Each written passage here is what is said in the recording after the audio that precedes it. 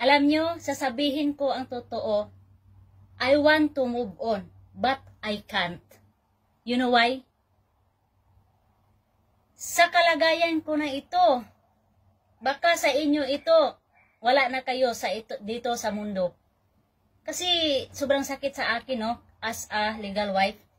Okay, pabalik-balik na tayo niyan, pabalik-balik na tayo na as a legal wife. Dapat magratrat putak-putak ako as a legal wife ako eh. Ang dami nang nakisaw-saw sa akin na sa ano wala akong pakialam. Basta ako ipaglalaban ko as a legal wife. So anyway, by the way, no, paano ako titigil dito? Hindi basta-basta ang naramdaman ko. Lalo na kapag maraming nang lalait sa akin sa social media. So, choice nyo niya yan.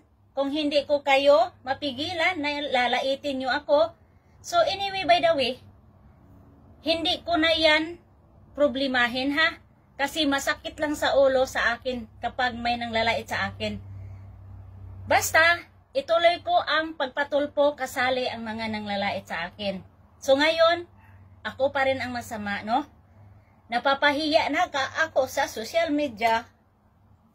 Okay lang. Okay lang yan, kasi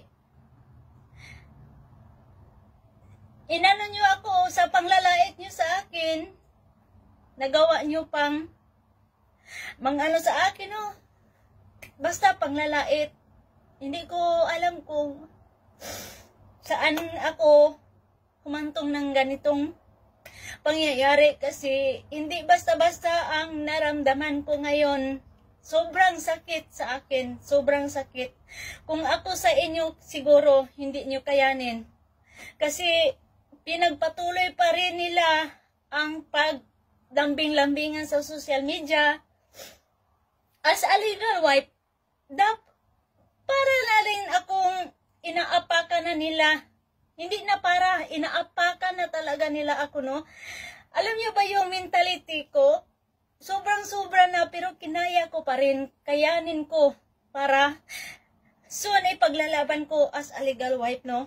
So, hindi ko naman yan talaga sana dibdibin ko na masyado, pero ang daming mention sa akin na ganito-ganito, makikita ko pa rin sila, ganito-ganito. So, iniisip ko na lang na wala na akong choice sa asawa ko. Iniisip ko na lang yan na wala akong choice sa asawa ko. So, sana makamove on ako sa mga ginagawa nila. Sana hindi na ako hindi na ako maapektuhan, hindi makakain, hindi makasaktong tulog sa mga nakita ko sa kanila, sa kabit na yan at si Cherry White at saka si Buita Pang. Maraming comments sa mga netizen na ano na daw ako. Oh, sige, tanggapin ko yan sa mga aligasyon niyo sa akin, tanggapin ko yan, pero kung ako ang puno na, kasama ko kayo lahat sa mga pagpatulpo ko, mga netizen, mga bashers ko, mga bad comments, kasama na kayo. Sorry na lang kung isasama ko kayo sa pagpatulpo. Panglalait yan sa akin, okay lang, lalaitin niyo ako. Okay lang yan. Kaso, para akong bakit isasama ko kayo? Kasi nanglalait kayo eh. Lalait kayo sa mga ginagawa. Kung ngayon, hindi nyo lang alam kung anong naramdaman ko ngayon. Sobrang sakit ang naramdaman ko ngayon as a legal wife. Kaya, ganito ako makareact. Hindi nyo lang alam kung ano ang kahatnan ko, no?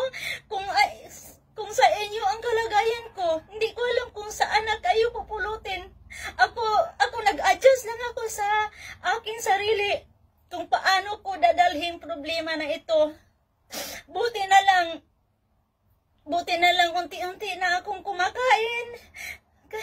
At saka makatulog. Alam niyo ba yung hindi ako makatulog na madaling araw kasi naiisip ko yung mga ginagawa niyo.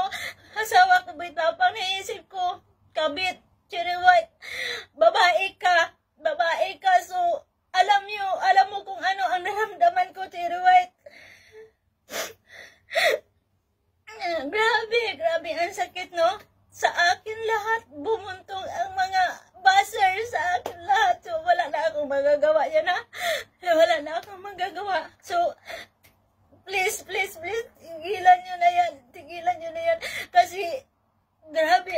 sakit sa akin ng itong mga mga aligasyon na ito.